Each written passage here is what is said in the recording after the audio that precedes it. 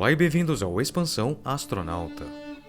Os oceanos cobrem cerca de 70% da superfície da Terra, formando o maior e o mais misterioso habitat do nosso planeta. Mas o que exatamente faz de um oceano um oceano? Quais são os ingredientes essenciais que se combinam para formar essas vastas extensões de água salgada no planeta Terra? E por que isso vai lhe surpreender?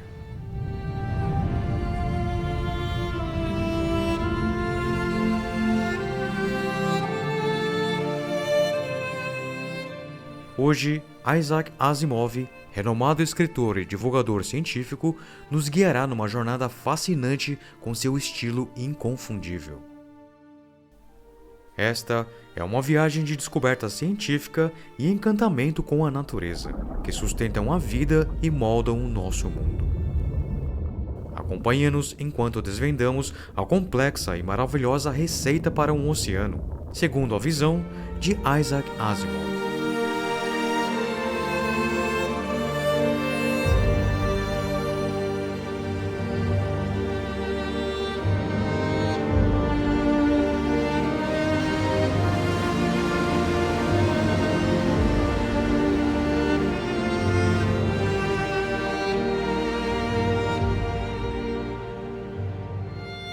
Isaac Asimov, um dos escritores mais prolíferos e queridos da ficção científica, também era um mestre em popularizar a ciência. Em seu artigo Receita para um Oceano, Asimov nos convida a embarcar em uma fascinante jornada para entender como os oceanos planetários são formados, um conhecimento extraordinário que vai muito além do que possa imaginar. O texto do vídeo a seguir foi todo escrito por Asimov e tirado deste livro aqui, gente, ó. O Início e o Fim. É um livro muito interessante e é um compilado de diversos artigos que Asimov escreveu ao longo dos anos. Ele juntou em um único livro, né? É um livro antigo, já tem até cheiro de livro antigo. Eu adoro isso. Realmente nada substitui aí a sensação de ler um livro nas mãos.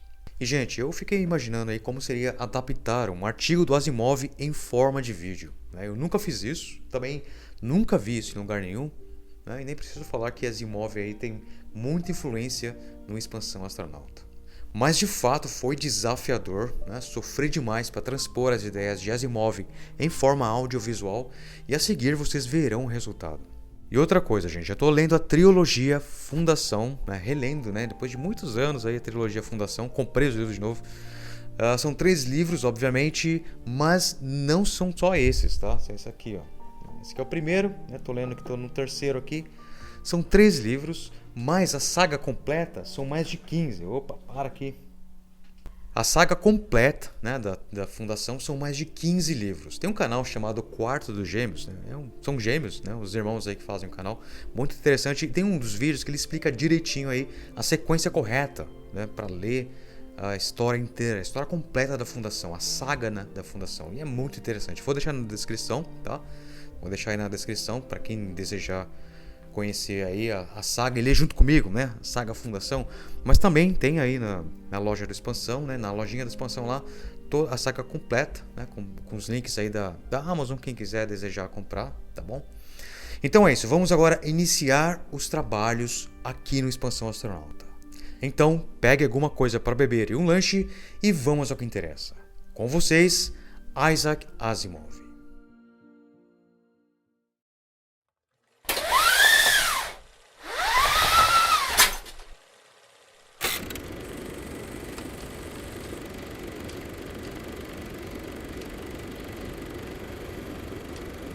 Welcome, please, Dr. Isaac Asimov.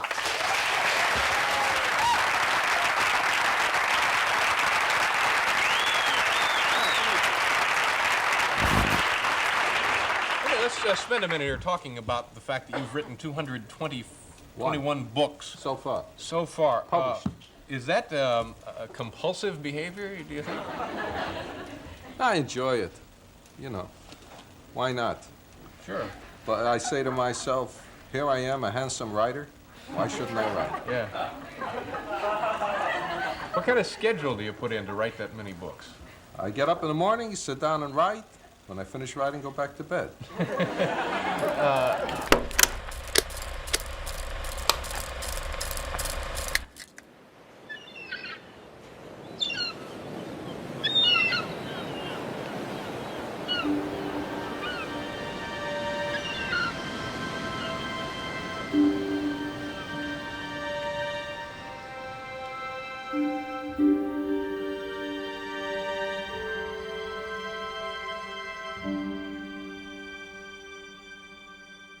A Terra tem um oceano.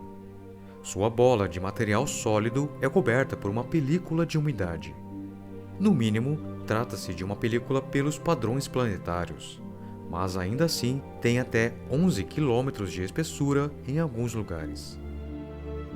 A superfície terrestre aflora através do oceano em alguns lugares, mas os continentes e as ilhas compõem apenas 30% da superfície global. Então nos questionamos: é esta uma situação comum? Devemos nós esperar que todo o planeta possua um oceano como a Terra? E será esse oceano um oceano de água, como o que vemos por aqui? Ou será um oceano de uma coisa rara?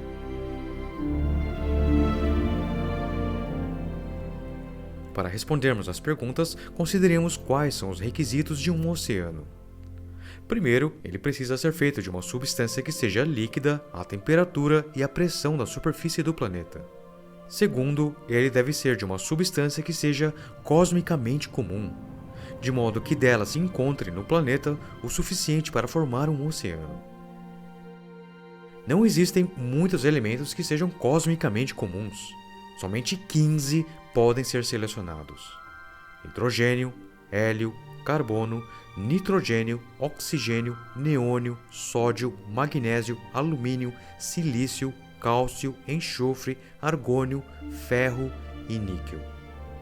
Nenhuma substância que não seja um desses 15 elementos ou um composto feito de 2 ou mais desses 15 elementos tem a possibilidade de estar presente em qualquer planeta em quantidade suficiente para formar um oceano.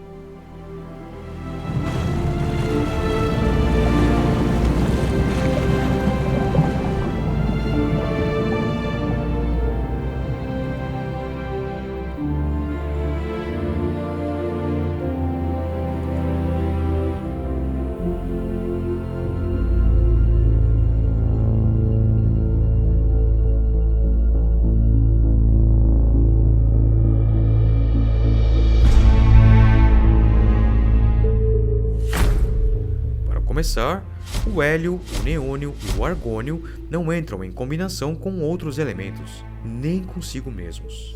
Eles permanecerão sempre elementos não combinados. A seguir, o hidrogênio é o componente predominante da mistura cósmica, compondo 90% de todos os átomos do universo. O hidrogênio combina-se com outros elementos de maneira mais ou menos livre, mas mesmo que ele o fizesse com todos os outros materiais disponíveis, grande parte dele sobraria sem se combinar. Dos outros elementos, o carbono, o nitrogênio, o oxigênio e o enxofre combinam-se facilmente com o superabundante hidrogênio para formar, respectivamente, metano, amônia, água e sulfeto de hidrogênio.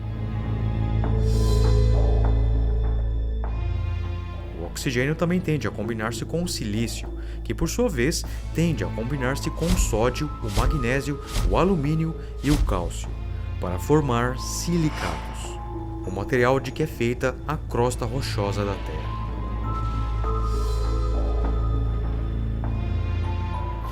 O ferro e o níquel também podem ser encontrados nos silicatos, mas a tendência para isto é mais ou menos pequena, e a mistura ferro-níquel, na proporção de 9:1, tem a probabilidade de não se combinar.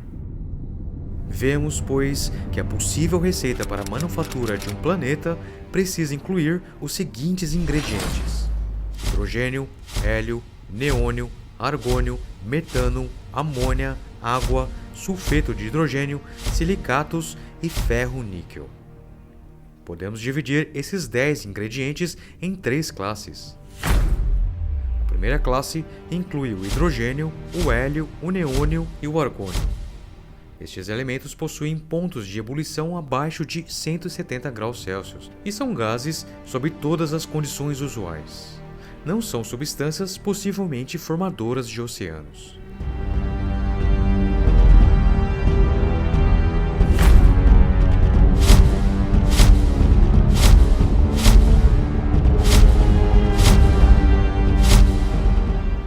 A segunda classe inclui os silicatos e o ferro-níquel. estes têm ponto de fusão acima de 1000 graus Celsius e são sólidos sob todas as condições usuais. Também não são substâncias possivelmente formadoras de oceanos.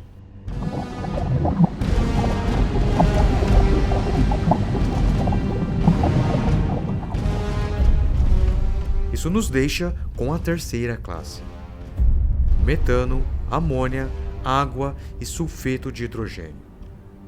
Estas são as únicas substâncias que podem ser líquidas sob condições razoáveis e podem estar presentes em quantidades suficientes para formar um oceano.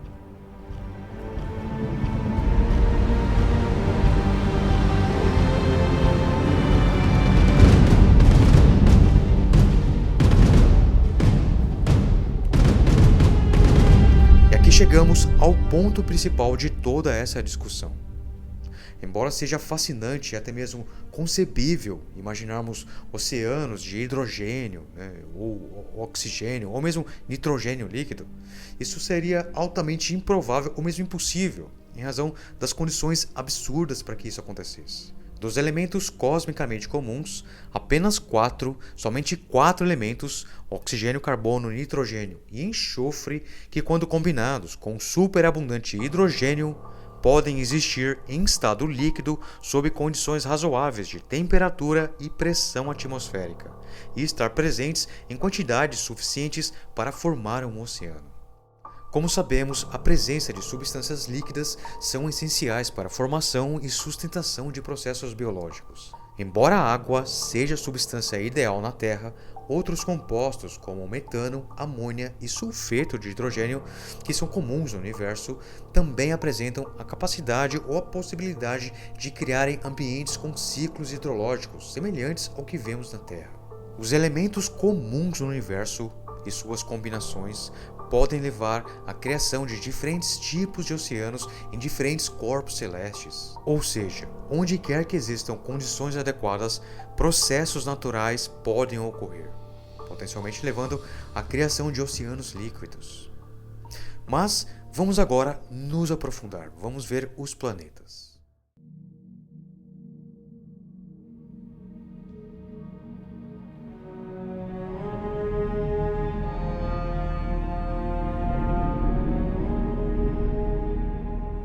A seguir, consideremos as condições sob as quais um planeta pode formar-se. E a palavra planeta tem um propósito de incluir também corpos menores, como satélites e asteroides.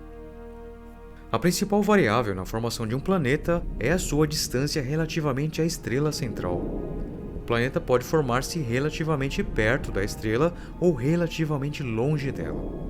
Se o planeta se forma perto da estrela, sua temperatura se torna comparativamente alta, e todos os átomos e moléculas que se reúnem para formá-lo se moverão de maneira comparativamente rápida. Sob estas condições, os átomos de hélio e de neônio, particularmente pequenos e portanto ágeis, não podem ser retidos pelo pequeno campo gravitacional do planeta em formação. Também as pequenas moléculas de 2 átomos de hidrogênio não podem ser retidas. Visto como o hidrogênio, o hélio e o neônio juntos formam cerca de 99% de todos os átomos ou moléculas da mistura original, o planeta, formando-se dos restos que sobram, não pode ser grande.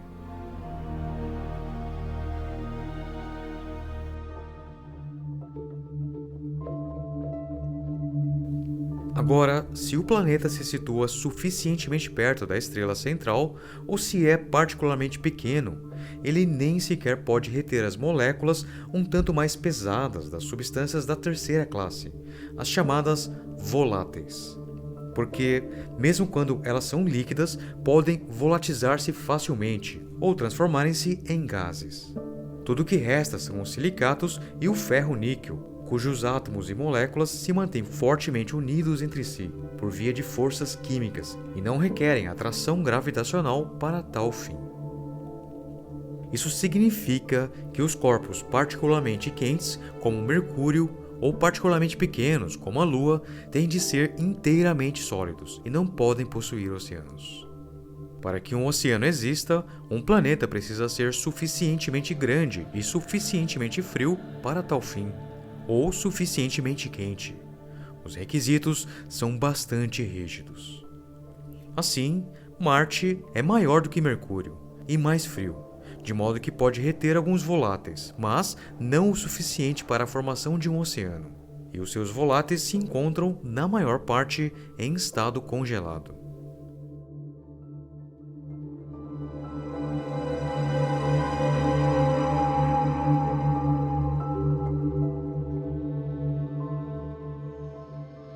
Vênus, por outro lado, é ainda maior e possui muito mais voláteis do que Marte. Mas é tão quente que todos os seus voláteis se encontram em estado gasoso. Sob sua atmosfera espessa, Vênus é um globo sólido e não possui oceanos. Um planeta grande como Vênus, ou ligeiramente maior, que seja também consideravelmente mais frio, poderá reter quantidades oceânicas de voláteis e ter sua maior parte em forma líquida. Neste caso, porém, qual o volátil que formaria o oceano, ou poderia o oceano ser uma mistura?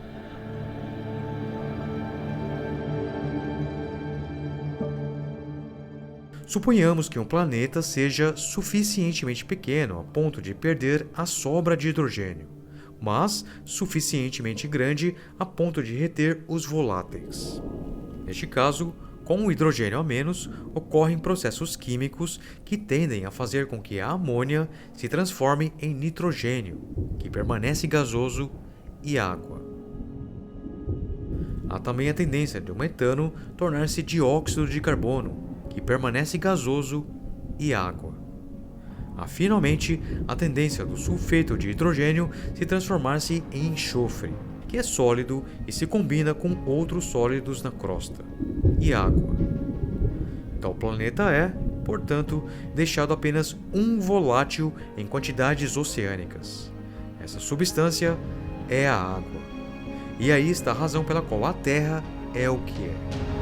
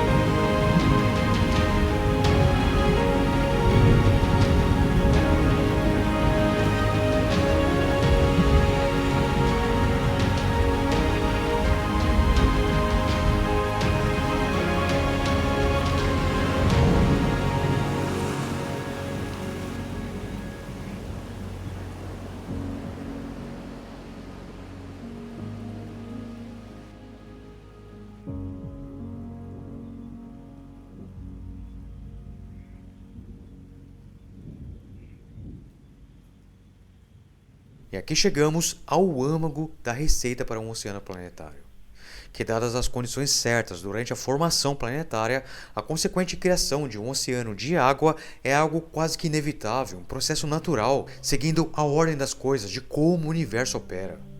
Um universo que trabalha aparentemente para o surgimento da vida, em qualquer lugar onde as condições sejam favoráveis. As substâncias comuns no universo já estão presentes durante a formação planetária, e se as condições forem adequadas, a receita para a formação de água de forma maciça e um consequente oceano segue de forma natural na mecânica celeste. Mas vamos agora nos aprofundar. Nós vimos como seria a formação de água no sistema solar interno. Para impor um limite, nós vimos ali até depois de Marte, até o cinturão de asteroides. Mas e quanto ao sistema solar profundo, além do cinturão?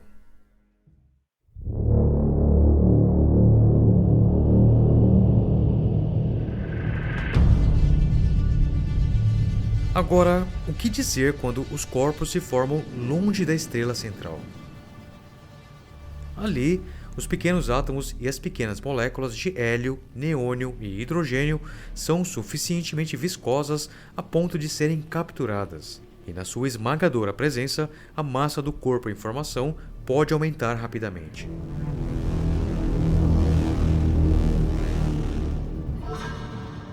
Com massa crescente, o campo gravitacional também cresce, tornando-se mais denso, e os átomos e moléculas pequenos podem ser retidos ainda mais eficientemente. O resultado é um planeta gigante, composto principalmente de hidrogênio. Os componentes sólidos, quando os há, formam uma fração negligível no seu centro, e nós temos o que se costuma ser denominado um gigante de gás.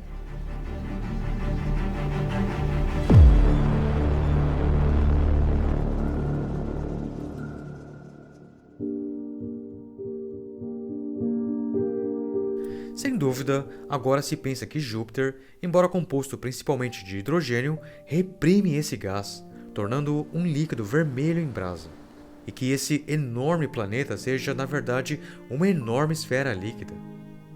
Ele pode ser considerado inteiramente oceano, mas esse oceano não é um oceano no nosso sentido de um líquido parcial cobrindo uma parte de um planeta sólido, com terras secas que emergem aqui e acolá. Nenhum planeta gigante pode ter oceanos no nosso sentido.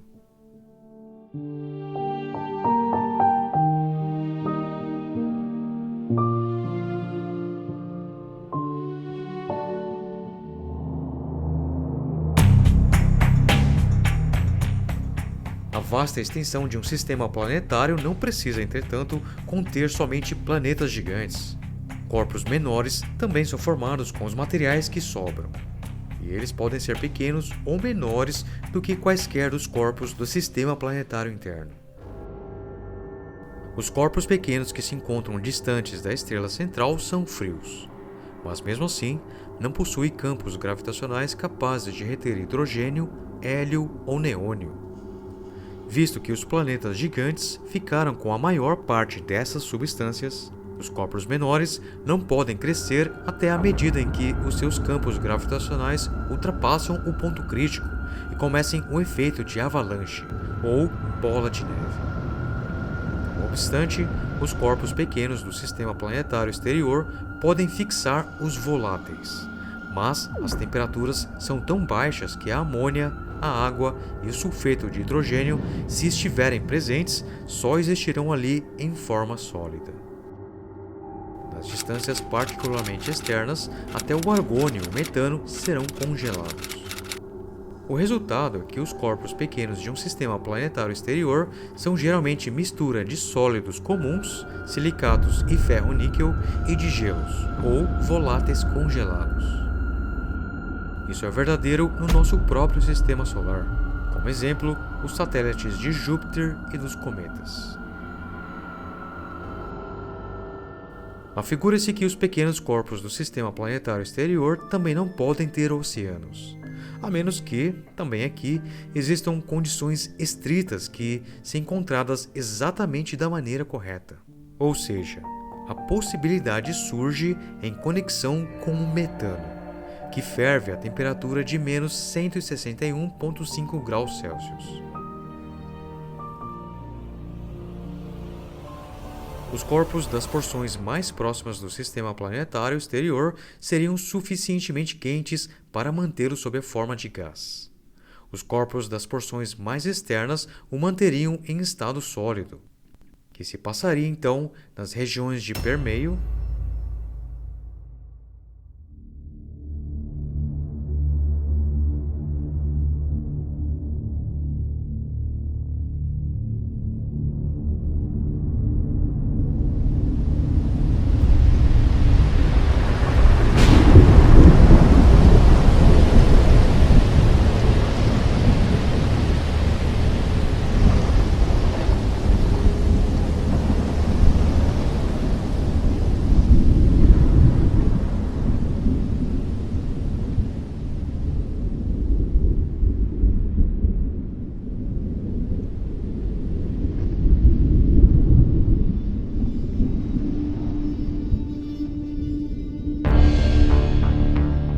Suponhamos que possuímos um corpo a uma distância tal, relativamente à estrela, que conserve o metano em estado líquido.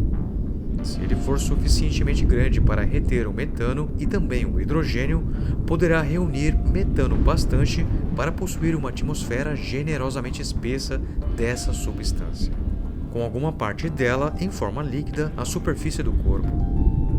Com Com efeito, há alguma coisa a mais do que isso. Em diferença do caso dos outros voláteis, as moléculas de metano podem, sob determinadas condições, combinar-se formando moléculas maiores, que poderiam ser líquidas mesmo enquanto o metano, em si mesmo, fosse gasoso. As moléculas maiores seriam hidrocarbonetos, mais ou menos fluidos e, por sua natureza, mais leves. Acontece que há um corpo no nosso sistema planetário solar que pode qualificar-se a tal respeito. E este é Titã, o maior satélite de Saturno e, quanto ao volume, o maior do sistema solar.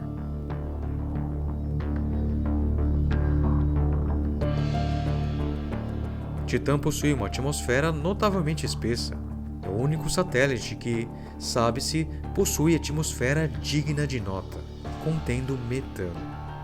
Titã possui um oceano de metano e etano líquido cobrindo a maior parte de sua superfície, uma das coisas mais lindas e intrigantes do nosso sistema solar.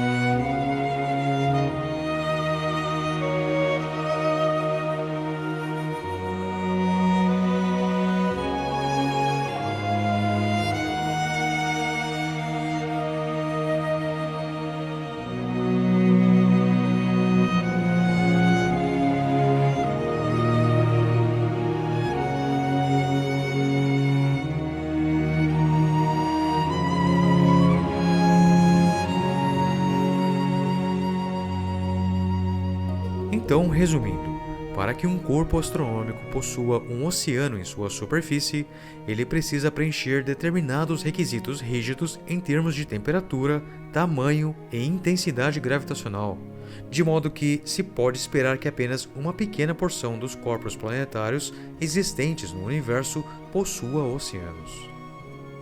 De qualquer modo, qualquer corpo astronômico que tenha aproximadamente o tamanho da Terra e também a sua temperatura pode, com toda certeza, possuir um oceano.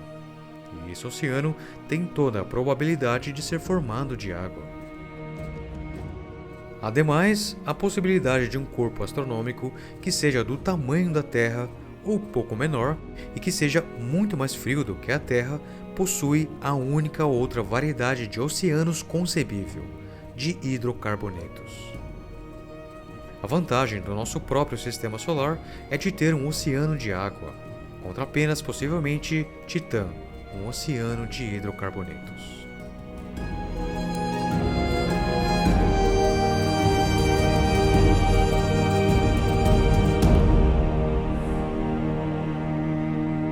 Então é isso, gente. O que podemos tirar de tudo isso é que a água, além de ser um elemento importantíssimo para a vida como a conhecemos, é muito comum no universo, e a criação de planetas com oceanos de água é uma consequência natural direta das leis de como o universo opera.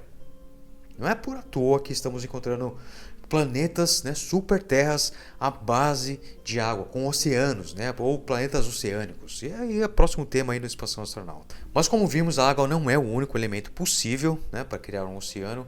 Metano, amônia e sulfeto de hidrogênio também ali são concorrentes em outros ambientes e outras possibilidades, mas não sabemos se pode realmente sustentar a vida.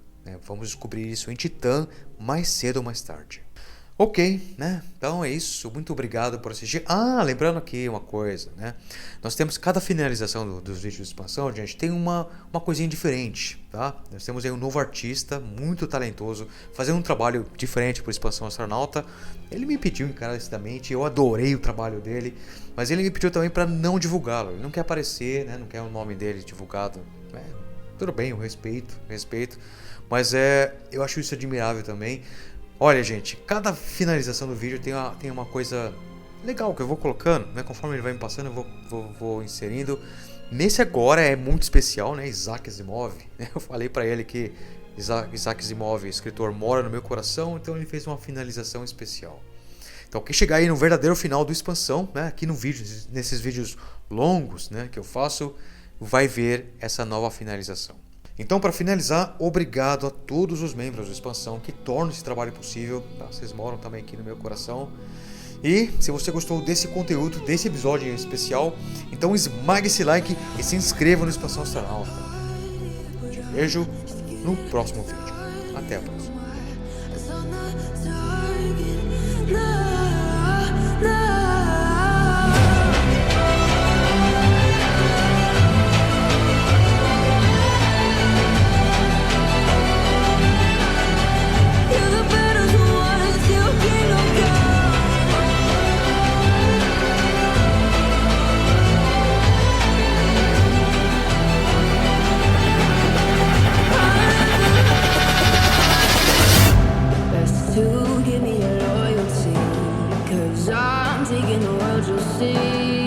They'll be calling me,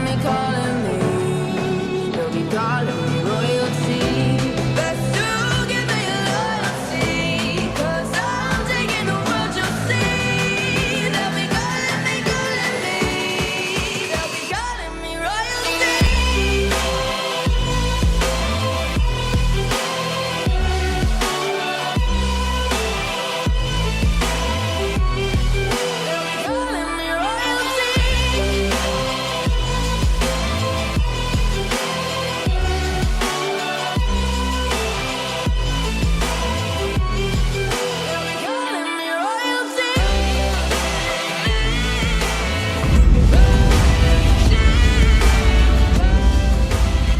Se você gostou deste conteúdo, né, deste episódio especial, então esmague esse like, se inscreva no canal, né, e nos vemos no próximo vídeo. Né? Deixa eu colocar aqui os óculos para fazer uma finalização bem interessante. Né? E até a próxima. Space. The final frontier. These are the continuing voyages of the Starship Enterprise. Her ongoing mission to explore strange new worlds, to seek out new life forms and new civilizations, to boldly go where no man has gone.